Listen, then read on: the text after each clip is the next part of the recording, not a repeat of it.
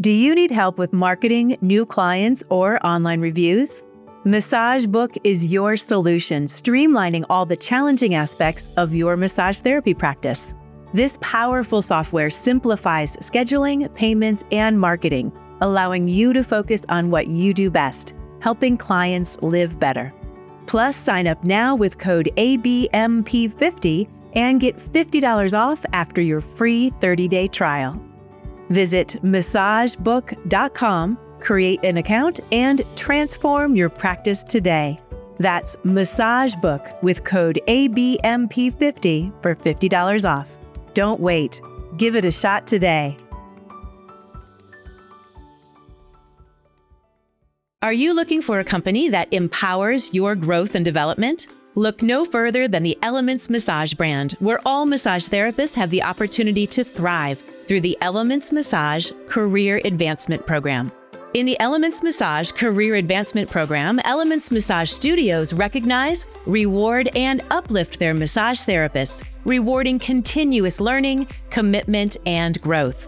The Elements Massage Career Advancement Program includes professional, elite, and master levels, where massage therapists will enjoy higher commission rates, access to continuing education and development opportunities, and unique career growth opportunities to propel them toward a successful future. Evaluate your career and apply to an Elements Massage studio today.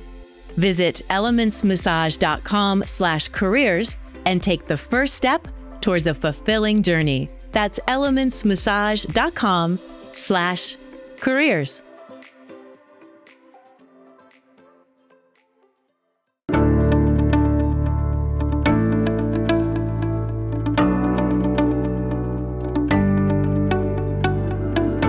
ABMP listeners, I'm Angie Rainey, licensed massage therapist and Chopra certified in meditation, Ayurveda, and lifestyle coaching.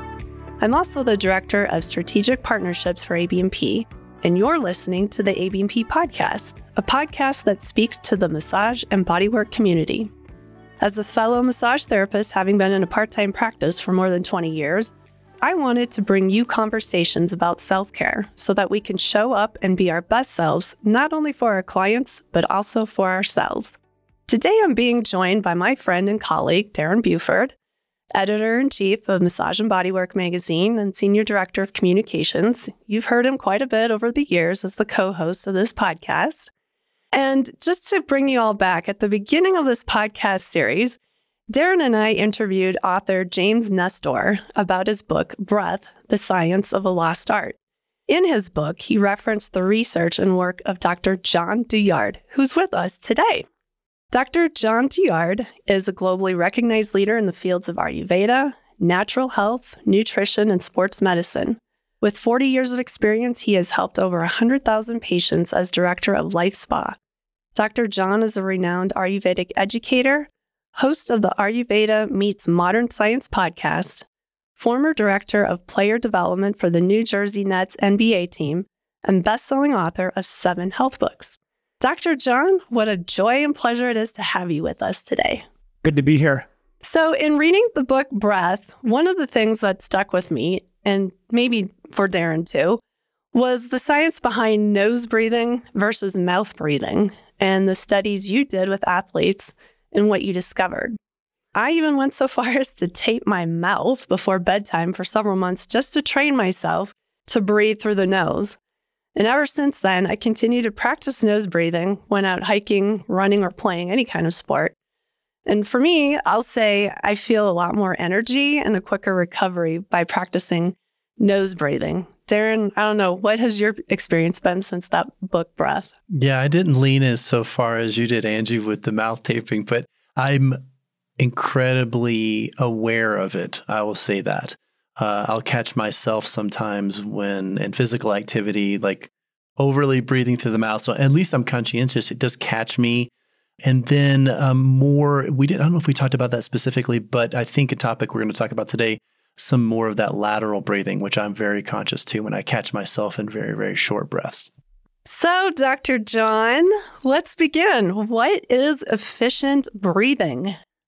Well, it's interesting you cite that research because that research happened in the early 1990s. I went to India in 1986 and started learning their traditional medicine, Ayurvedic medicine, and, started working with some yoga instructors and some yogacharyas, teachers of yoga and pranayama. And I remember going on a hike and with this older gentleman who was a yoga expert.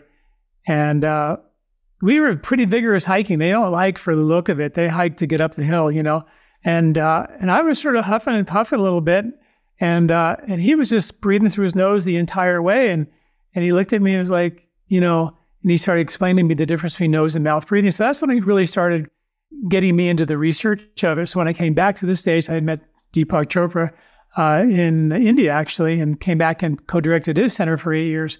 And I was then teaching and researching nose breathing versus mouth breathing exercise back then. And I used to talk to comparative anatomists and pulmonologists, and they will say, there's no difference between nose breathing and mouth breathing.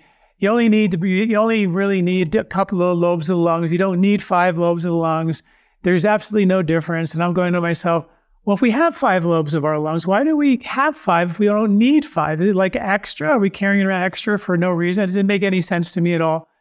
But that was the mindset back in the early 80s. And I was so blown away when James Nestor, is a good friend of mine, wrote that book because he did so much research into the corners of our globe, finding and pulling that research out and bringing it to everybody, including my research, which had been pretty much buried as well. And so I was really excited to see that. And I think he just put this whole, and him and Wim Hof as well, have really put breathing, on the map again. And of course, in Ayurveda, pranayama has been around for a long time, and yoga came out of pranayama. And so the research that I'd like to share with you guys today a little bit is just how profound the breathing really is if we know how to do it. And you asked the question, like, what is efficient breathing?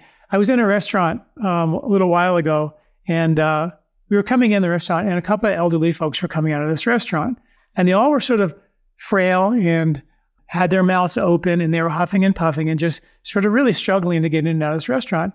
And I looked at them and I was like, oh my goodness, that breathing pattern, huffing and puffing, that didn't happen like last year, 2 years ago, 5 years ago, 10 years ago. That happened 20, 30, 40 years ago. We started to breathe more shallow. And every stress that you and I experience in our life, we change how we breathe. And that breathing pattern becomes completely normal to us in short order. Another stress comes along, take a little shallow breath, and that breathing pattern becomes now normal to us, like posture.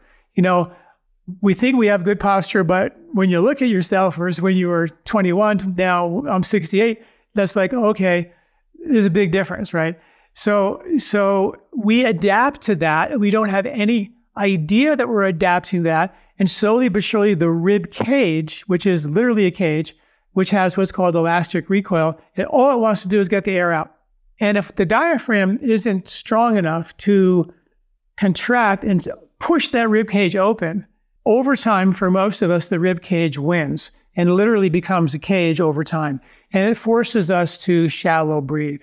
And when we shallow breathe, we are not using all 5 lobes of our lungs. We're using only the upper part of our lungs, which is extremely inefficient because your lungs are gravity fed, right? All the blood sinks to the bottom where most of the alveoli for exchanging oxygen and CO2 takes place in the lower lobes of your lungs. So this is a gravity thing. Well, blood is liquid, so it hangs out down there. So if you're breathing shallow, first of all, you're not even close to being efficient.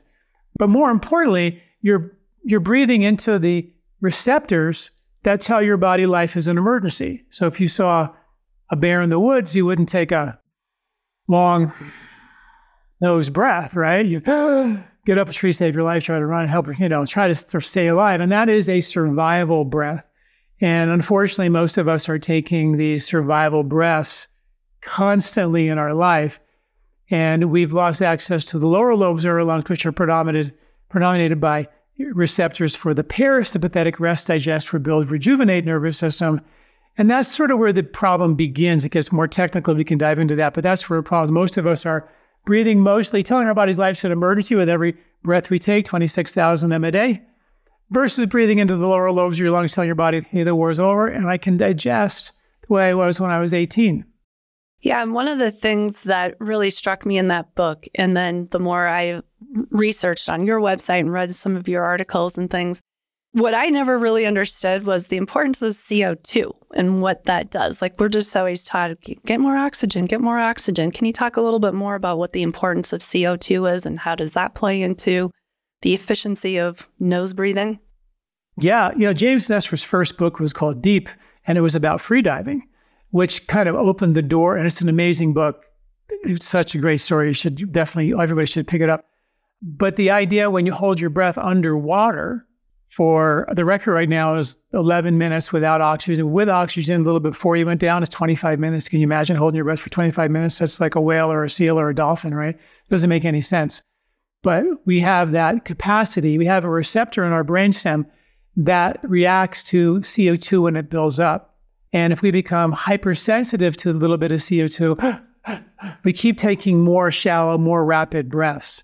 And when that happens, we do something called over-breathing. When we shallow breathe, one study showed that 75% of the oxygen we're breathing in, we breathe it right back out unused. And as we blow off all that excess oxygen we can't use, we're blowing off an extraordinary amount of our carbon dioxide. So what happens in our body if we shallow breathe is the oxygen levels go high because you can't take any more in, you're maxed out, and the CO2 levels go low. And that's the perfect storm for anxiety, which is why when people have an anxiety attack, they put a paper bag over their mouth, they rebreathe their carbon dioxide, and they get calm. You would think all the masking and COVID would have calmed everybody down, but I don't know what happened there, but something went wrong.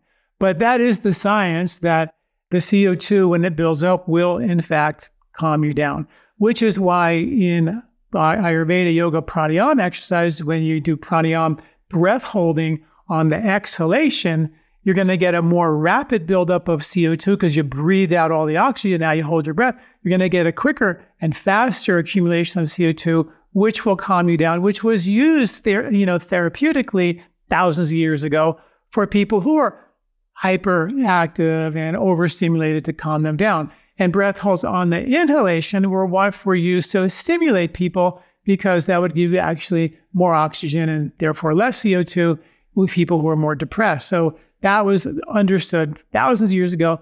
Now we have the science to back it up. And there's a thing called the Bohr effect, which means that as the CO2 levels go low and the oxygen levels go high, the bond between the oxygen and the hemoglobin in your blood stays very, very tight. So the oxygen lingers in your blood. It doesn't oxygenate your tissues as efficiently if you're a shallow breather, gasping for air, sighing here and there, or you can't go for a walk or a run with your mouth closed, breathing through your nose only. It's an indicator of inefficient breathing.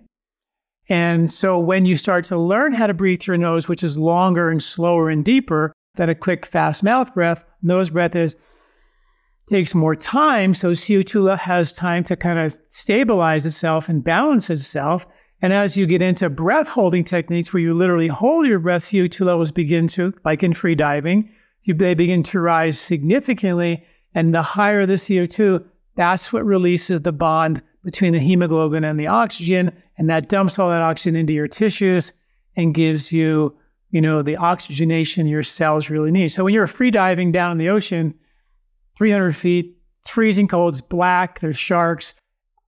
Anyone in their right mind would be panicked, right? But chemically and neurologically, they're being really systematically told to calm down because CO2 levels are rising. The bond between the oxygen and the hemoglobin is released. All the oxygen is going to their tissues. Their muscles, as they're going down, they're completely fine.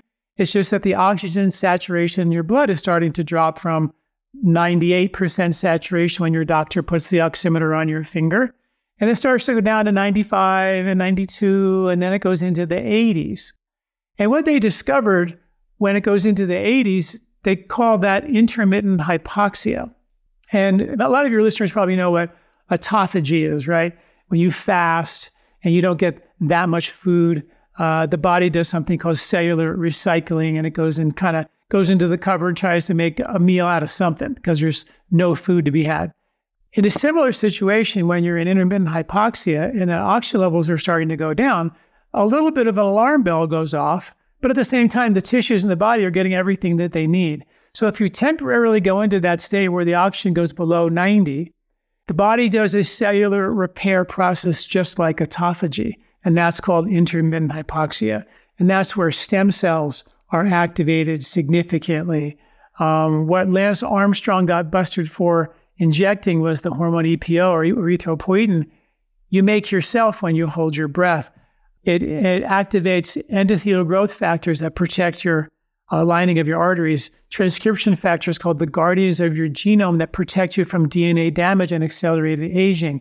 Been shown to change our neuroplasticity, literally change old mental, emotional patterns of our brain that make us do and think the same dumb stuff again and again in our lives, which literally oftentimes don't serve us. You actually start reprogramming your brain chemistry, and it lowers blood pressure, blood sugar, and that's just the short list. It's just an amazing thing that happens when you do what Ayurveda said, which is called pranayama. Prana was breath, the yam means to hold, pause, or extend your breath. That was the original concept, to get into this state where, of all the really cool things physiologically, but the real key was neuroplasticity. Because I think we all would agree that it's this crazy mind of ours that gets us into the most trouble. And if we can change those old patterns, free ourselves from old emotional trauma, then we can really begin to use all aspects of our brain and recharge, start to access our potential. Let's take a short break to hear a word from our sponsors. Anatomy Trains will be holding our flagship Anatomy Trains Structural Integration, ATSI, training in beautiful Vancouver starting September 16th, 2024. Progressively build your anatomical knowledge, hands-on manual therapy techniques, and most importantly, seeing and understanding postural patterns and developing strategies tailored to individual needs. We warmly invite you to apply today and bring your bodywork career to the next level. Visit anatomytrains.com for more. Let's get back to our conversation. So you just brought up how breathing affects brain neuroplasticity. And I think you just kind of touched in there a little bit about emotion. So how does breath affect emotion? How does emotion affect breath? Like, how are these things interplaying? And how can we use breath to gain control then of our emotions and our thoughts? Yeah. So what we did back in the early 1990s is we did a research project with about 20 high school athletes, and we had them breathe through their nose in one session on an exercise bike at 200 watts of resistance, which is pretty vigorous. It's sub-maximal exercise. For most people, it would be a lot, 200 watts of resistance on a bike. Then next day they came back and they did it mouth breathing. Then we flipped that, and so we had somewhat of a control.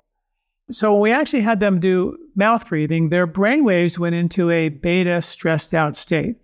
And the brain was also extremely incoherent, which meant all different parts of the brain were doing something different, right? And when they came back and did the nose breathing exercise, their brain slipped into an alpha state, which is a state that you only see in meditation. So imagine running as fast as your legs can carry you, or pretty fast, but your brain responding to that experience like you're meditating. And all different parts of the brain were now doing the same thing. It's called brainwave coherence. So that's exactly what happens when you breathe through your nose, is you activate this vagal response, which has something to do with turning the nervous system stress response off and turning the rebuild repair response on, and the brain slips into a meditative calm. We also measured their breath rates, and this is what James referred to in his book. And when they were mouth breathing, their breath rates were 48 breaths per minute. Same kids came back next day, did it nose breathing. They did the same workout, 14 breaths per minute. We also measured their perceived exertion, which was how do you feel on a scale of 1 to 10 when you're doing this workout. When they did mouth breathing, they were at a 10 out of 10. And they came back the next day, their perception on average was 4 out of 10. So imagine you're in a race, right? And there's a guy next to you running and you're competing. And one guy's going 10 out of 10 maximum exertion, breathing at 48 breaths per minute. The brain is in a beta state. And you're sitting there nose breathing, you're perceiving it only as a 4 out of 10. You're breathing at 14 breaths per minute. The average breaths per minute resting now is 16 to 18. You're breathing 2 or 3 or 4 breaths per minute slower than you are sitting in your chair. and your brain was in a meditative calm. I call it the hurricane effect. The bigger the calm, right, the more powerful the winds. And this is a law of nature that I was trying to replicate the runner's high because I was a triathlete years ago, and I was trying to replicate that because it blew my mind, And so when you have that calm brain in the midst of dynamic activity, the bigger the calm, the more powerful the wind. So we're not limited by the stress, because in exercise, we push, we stress, and we break our body down, and we recover, and we get stronger. And then we break our body down and recover again, and we have the stress recovery program, which works, but we're limited at some point by how much stress that you can endure. Then you start cross-training different ways of making the muscles stronger, and then you break down and get old and you retire. That's how it works in professional sports. By 30, you're pretty much washed up, most sports, right? So the idea here is that the bigger the eye, the bigger the calm, the more powerful the winds. And we did one other study where we measured the sympathetic and parasympathetic nervous systems while they were doing nose breathing versus mouth breathing exercise. When they were nose breathing, normally in exercise, the sympathetic goes to 100% and parasympathetic zeroes out. It's full on fight or flight. But in our study, the sympathetic only went up 50% and the parasympathetic only zeroed out 50%. So we had the two opposite nervous systems coexisting, which is exactly what the runner's high is. It's that dynamic activity. My best race is my easiest race, while your nervous system, pretty much with all the parameters, saying, I'm pretty much chilling in here in the eye of the storm while you guys are freaking out there in the winds, dodging refrigerators, and it's pretty dangerous out there, and I'm sitting here calm. And that was our experience. And, I had experience with I worked with Billie Jean King and Martina Navratilova, who actually did the forward to my book, and I worked with many professional athletes, even John McEnroe and Jennifer Capriati from way back when. Lots of professional athletes, and I was the director of player development for the New Jersey Nets for a year, doing all their rehab and nutrition, and taught them nose breathing. And that's how I actually got the job, was teaching them nose breathing techniques. So it is something that I've seen in my career, that if you're willing to bite the bullet and suffocate a little bit in the beginning, because this is harder to breathe through. The nose has these turbinates in it that swirl the air like a turbine and drive the air all the way down into your lungs. Like a horse, for example, is an obligate nose breather. And look how far away their nose is from their lungs. It's a long way. They have massive turbines in the side of their head that swirl the air and drive the air all the way in like a turbocharger. We have one too. Dr. John, at this point, so the Olympics just concluded. Are most athletes around the world trained in this knowledge, or that they need to be nose breathing versus mouth breathing? Is this kind of universal in the athletic sphere? I don't know if you saw Shakira run, but she ran with her mouth closed. And when she finished the run, after she won the gold medal, she was literally there with her mouth closed, waving, kissing people with her mouth closed. I don't know if you ever sprinted before, but most people are on the ground huffing and puffing because they just can't even stand up. She was literally with her mouth closed, no recovery whatsoever, and she was breathing that efficiently. She knows how to breathe, let me tell you. We still have this mindset, you have to break your body down to build it up, and it's true. And when you're young, you can recover, and you can be the best. It's true. We're breaking gold medals and world records all the time, so it's working. But is it working in the long run for these athletes? You know what I mean? Is it working for, the longevity, or where you have to, when you break your body down, which is like the first thing that has to happen to build your body up, which is what you need to do to break a world record or win a gold medal. And I was in that mindset too. And that's why I ended up getting in this situation. I was training for Ironman and triathletes back in the early 80s. And I was getting dizzy in my classes. And all my triathlon friends were going like, no, that's cool. And I had ultra endurance athletes. So they said, that's cool. Your mitochondria is beginning to learn how to handle long distance training. It's a good thing. But I'm in the back of the class lying down while I was in chiropractic office, and we had acupuncture going, and they were sticking needles in me trying to get me to be able to sit up. And I was like, this can't be really good, So I went to a lecture to hear this Ayurvedic doctor talk, and he was talking about Ayurveda and yoga and pranayama and all this. And after I went up to him, I said, I wonder about the Ironman triathlon from the Ayurvedic yoga perspective. And he said, what is that? He said, well, it's a 2.5 mile swim, a 112 mile bike, and a 26 mile run. And he looked at me and he said, why do you do that? And I had no response. I had never even thought about why. And I just sort of didn't say anything. And he looked at me like I was sort of like an idiot. And he said, "Do you meditate?" And I was like, "Yeah, I do meditate." And he said, "Do you sleep when you meditate?" And I said, "Deeply. It's like the best sleep. Like when I meditate, I conk out. It's the greatest sleep ever." And then again, he looked at me like I was an idiot and said, "Meditation is different than sleep. Meditation is being restfully alert. Your body is resting, but you're alert at the same time." I was conked out, knocked out. And he said, "You're exhausted. And that's why you have to sleep during your meditation." And I was like, does that mean like if I can not sleep in my meditation, I can, do all this stuff without it being bad for me? And he looked at me and said, yeah, you can go. And, but I took that to heart and I started training less, a lot less, really focused training and then rest and meditating more. Started going into weekend meditation retreats and yoga retreats. I went for a 2-week weekend retreat and I came back and that was like the best runner's high experience I ever had. I was shot out of a cannon for about 2 months. I was winning medals. I never won a triathlon, but it's pretty competitive in the South Bay in California. It's in LA. But I was, placing and went from being kind of an okay triathlete to a very competitive triathlete. A lot of my friends started meditating. They might have even thought I was on steroids or I got a new bike. They didn't know what happened, but something changed. And it was not only, I was also in my internship and I was in the clinic. I was just like so lit up mentally and emotionally. It just blew me away.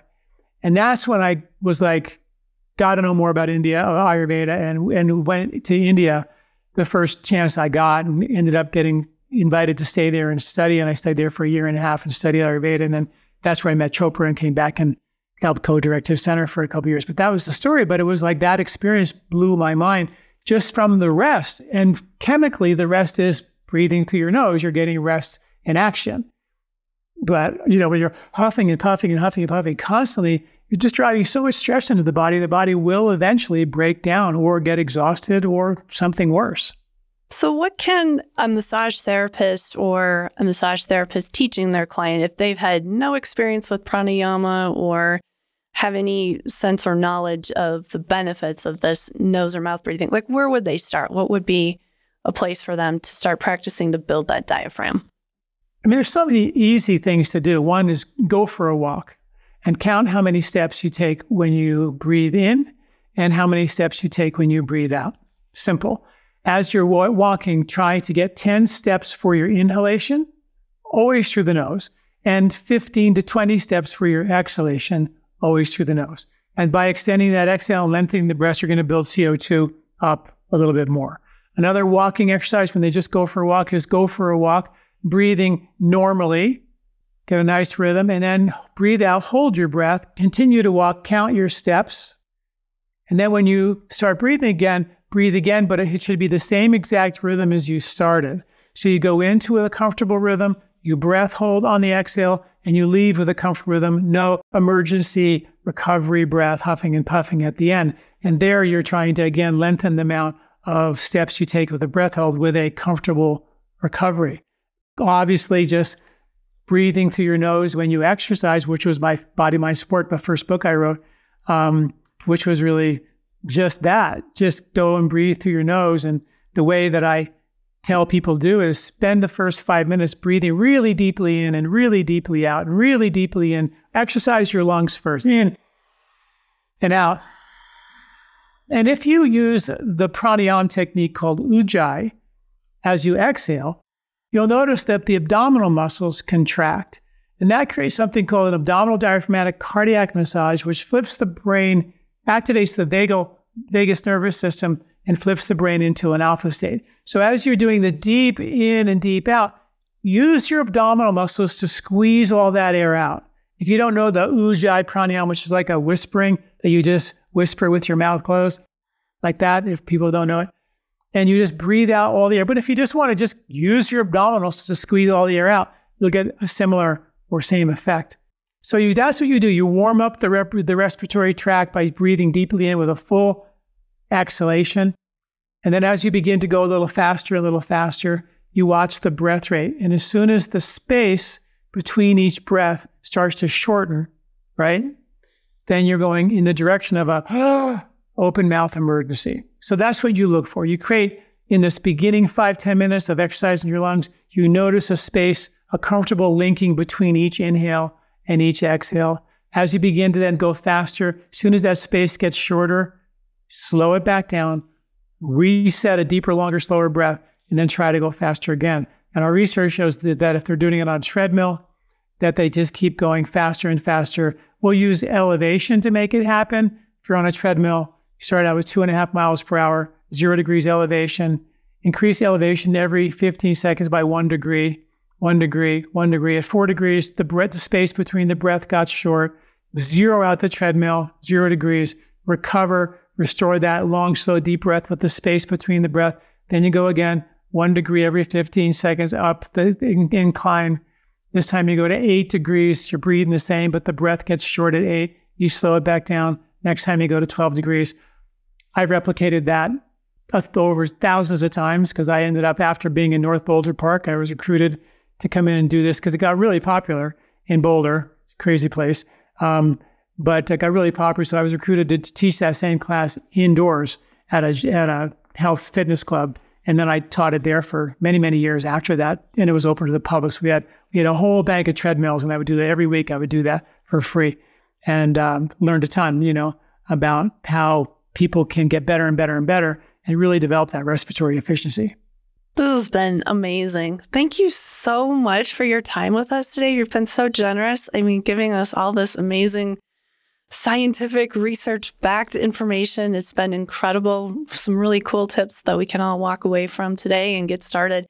So for our listeners, if they want to learn more about you, where do they go next?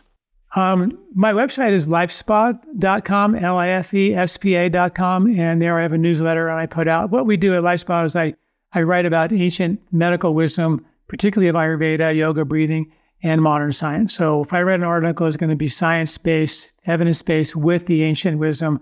That's what I do at LifeSpa.